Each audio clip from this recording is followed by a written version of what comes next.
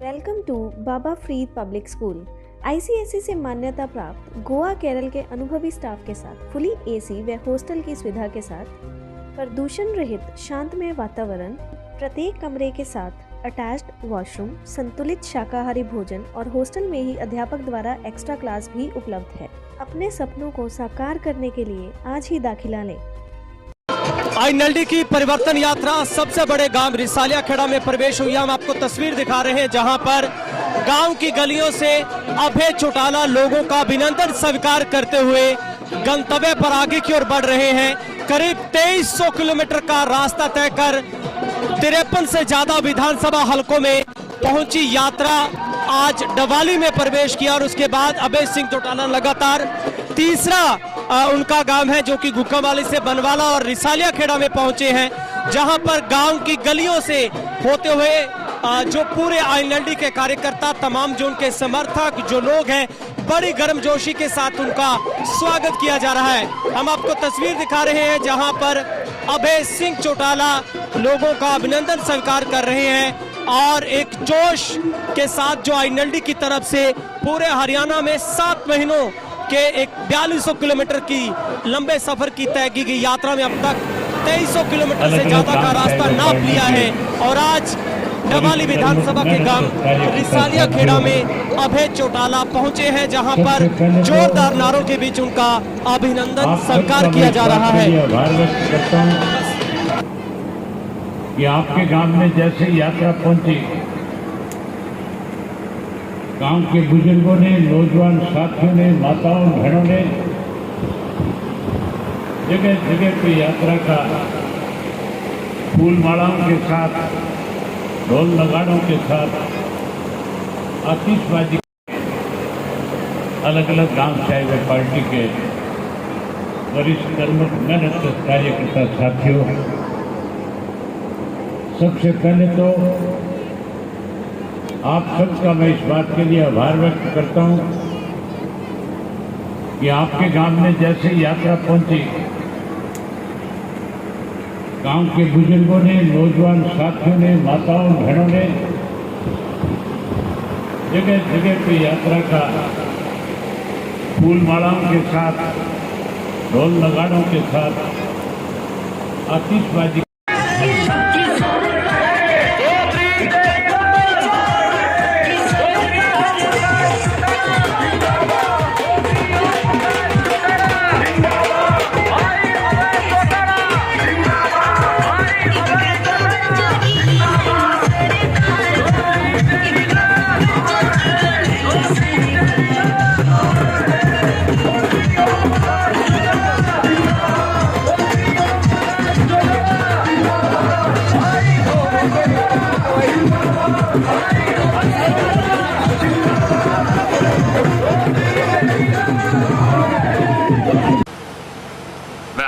इस बात के लिए आभार व्यक्त करता हूं कि जैसे यात्रा गांव में आई, बड़े बुजुर्गों ने, नौजवान साथियों ने, माताओं बहनों ने ढोल नगाड़े के साथ, फूल मालाओं के साथ, आतिशबाजी के साथ परिवर्तन यात्रा का स्वागत किया, अभिनंदन किया। मेरे साथ जो इस यात्रा में साथी चल रहे हैं, उन सबका आपने बहुत हौसला बढ़ाया, इसके लिए आप सबका बहुत बहुत आभार व्यक्त करता हूं। बुजुर्गों और साथियों, मेरे से पहले ढिल्लों साहब ने सारी बात आपके सामने रखी, किसान आंदोलन का जिक्र किया, उसके साथ साथ आज प्रदेश में, देश में किस किस्म के हालात हैं उसके बारे में भी खुल करके आपके बीच में चर्चा करी। अगर मैं उन्हीं बातों को दोहराऊंगा तो बहुत लंबा समय लग जाएगा। हमारे देश के प्रधानमंत्री ने आज से 4 साल पहले जब लोकसभा का चुनाव हो रहा था, उस चुनाव में देश के किसान के साथ, अन्नदाता के साथ वायदा किया था और कहा था कि अगर मेरी केंद्र में दोबारा सरकार बनी तो सरकार बनने के बाद किसान की फसल की आमदन 2022 में 2 गुना कर दूंगा। हम तो ये मानते थे कि देश का प्रधानमंत्री स्वामीनाथन की रिपोर्ट को लागू करेगा। हम ये भी मानते थे कि देश के प्रधानमंत्री एमएसपी का कानून बनाएगा जिससे किसान को ठीक भाव मिलेगा। लेकिन हैरानी की बात है, बजाय एमएसपी का कानून बनाने के स्वामीनाथन की रिपोर्ट को लागू करने के 3 काले कानून बना दिए। और ऐसे काले कानून थे कि 13 महीने तक पंजाब, हरियाणा, राजस्थान, उत्तर प्रदेश, मध्य प्रदेश के किसान को लाखों की संख्या में अपना घर, परिवार, बच्चे, खेत सब छोड़ करके दिल्ली के चारों तरफ जो बॉर्डर थे उन बॉर्डर के ऊपर आकर के सरकार के खिलाफ आंदोलन चलाना पड़ा। 750 से ज्यादा किसानों ने शहादत दी। इस किस्म के हालात भी एक बार बने जब मैं उस किसान आंदोलन को समर्थन देने गया था। हजारों लोग जब मेरे साथ गए थे तो वहां जो किसान नेता आंदोलन की अगवानी कर रहे थे उन्होंने मेरे सामने एक प्रस्ताव रख दिया कि बहुत सारे राजनीतिक लोग व्यक्त करता हूं और आपके सरपंच संजय को पार्टी के अंदर शामिल होने पे उसका स्वागत करता हूं, उसका अभिनंदन करता हूं और उम्मीद करता हूं नौजवान लड़का है, पार्टी के लिए और ज्यादा काम करेगा, संगठन को और ज्यादा मजबूत करेगा। हम इसके मान सम्मान में किसी भी तरह की कोई कमी नहीं छोड़ेंगे, इसको पूरा मान सम्मान देंगे। यही बात आपसे कहनी थी, आपने बात सुनी, आपका धन्यवाद। के अंदर 20-30-50 आदमी इकट्ठे होकर के कह दिया करते थे हमारे गांव के 5 लड़कों ने फार्म भर रखा है, पढ़े लिखे हैं, गरीब घर के हैं, इन्हें रोजगार और नौकरी चाहिए।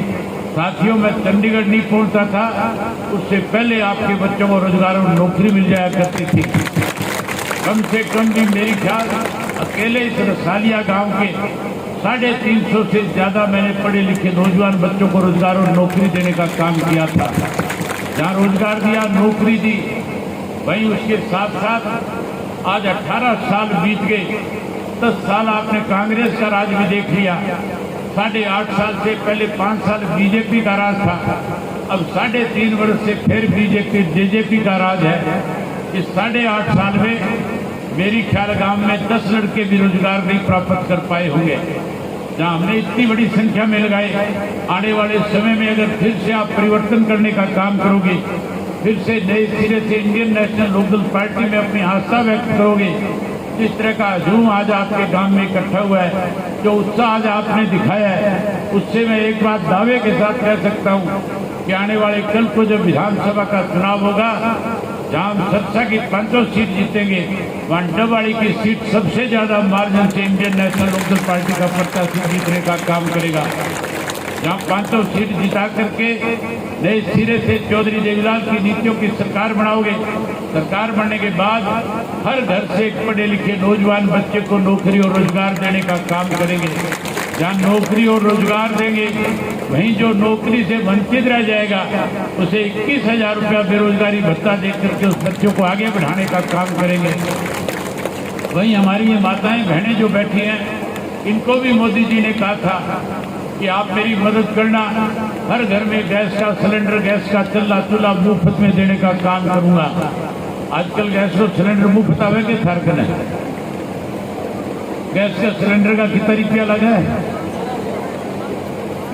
1200 रुपया लगा है। मोदी कौन मुफ्त में दूंगा? मुफ्त को नहीं आवेंगे सर। आजकल